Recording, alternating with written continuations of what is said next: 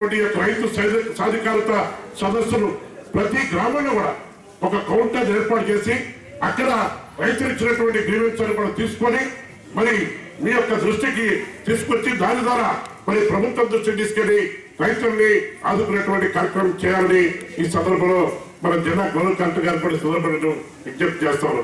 ఇదే కాకుండా జనవరి 8వ తేదీ వరకు మరి మండలానికి సంబంధించి మరి మనకి యొక్క కమిటీలు ఏర్పాటు చేసుకోండి.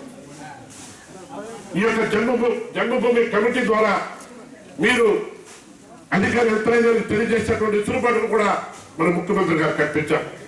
కాబట్టి మరి మనకున్నటువంటి మండల కమిటీలో 3 సభ్యులుగా ఉన్నారు.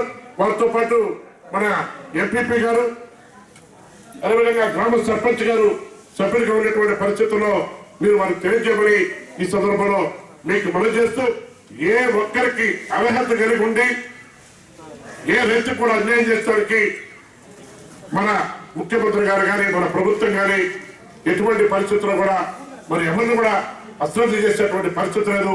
ఖచ్చితంగా